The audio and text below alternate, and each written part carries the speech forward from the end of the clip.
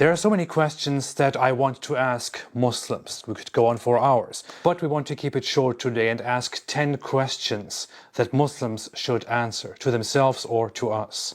Are you aware that the Quran refers to disbelievers as worst of creatures? It says that those who disbelieve in Allah, the Jews and Christians, the polytheists and others, are the worst of creation. Can you believe that Allah hates His own creation so much for refusing to believe in Him? And how would you feel if different religions said the same thing about you? What would it feel like if you were referred to as the worst of creatures just because you did not believe in someone else's religion? Why doesn't it bother you that all of your apologists are liars? I mean, when they tell you things like the Quran has been perfectly preserved and the Quran has all these scientific miracles and so on, these are indisputably lies. And we catch them lying over and over and over again, and it never seems to bother their followers. So why is that? Why does the Quran contain stories that are taken from different cultures, from folk myths or from different religions? Such as, for example, Dhul Qarnayn, a character found in the Quran that corresponds to Alexander the Great and legends that people told about him. What about the people of the cave, for example? People who went into a cave and slept there for a few hundred years. The information found in the Quran about them is not even very clear, but this is a folk tale taken from Christians, things that they told to each other. These things made it into the Quran because people asked Muhammad about these things. He had no answer. He went away, probably got those answers from somebody, and then told people about these things. And they were then included in the Quran.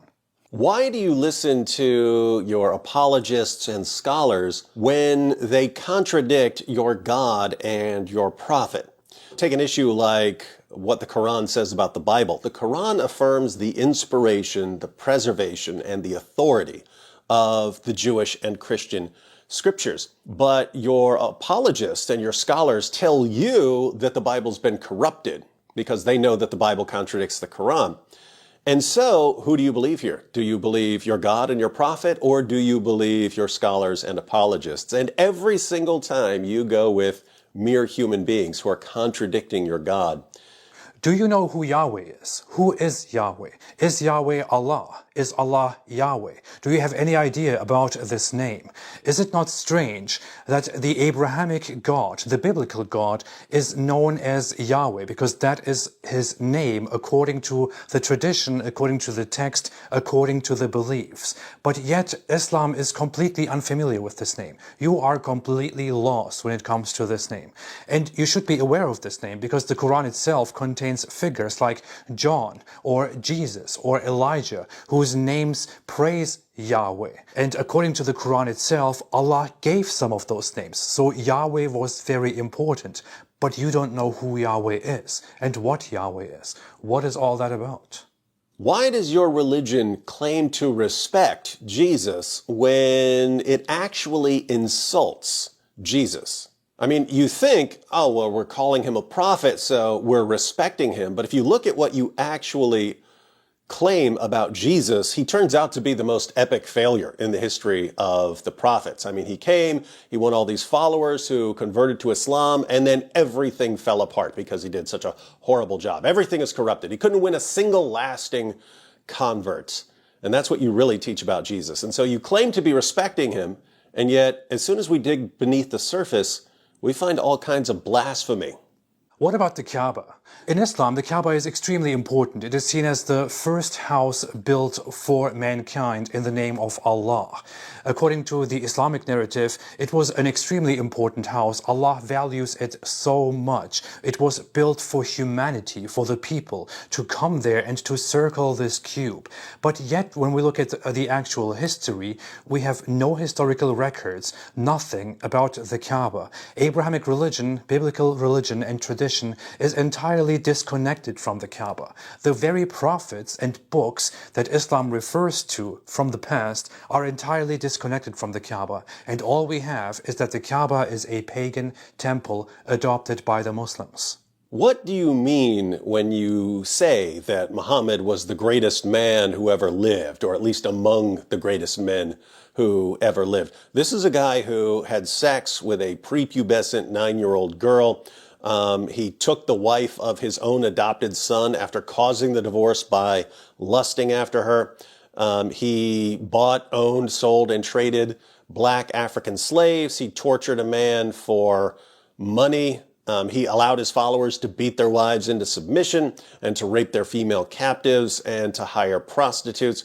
You could make a list of the worst things a human being can do, and Muhammad did a lot of things on the list. So these are normally things we would mean that a good person doesn't do. So what in the world do you mean when you call Muhammad great?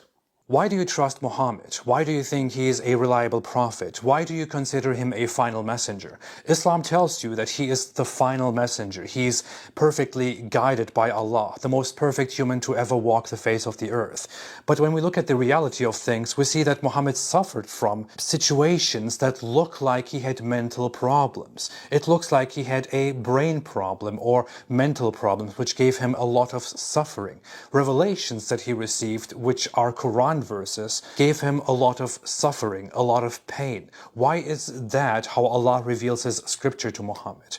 Why do you get mad at us for telling you the truth? Your scholars and apologists spend your entire life lying to you, making things up about Islam to make you believe in it, making things up about other ideologies to keep you from believing in them, and they're constantly lying to you. And then we come along and we say, no, that's a lie. But instead of getting mad at the people who've been lying to you your entire life, you get mad at us for caring enough about you to tell you the truth. Why is that? As said, there are so many more questions and we could go on forever, but these are 10 questions that we want to ask Muslims. And I think Muslims should ask these questions to themselves before they try to answer us. Have a fantastic day and stay away from Islam. That's how we roll.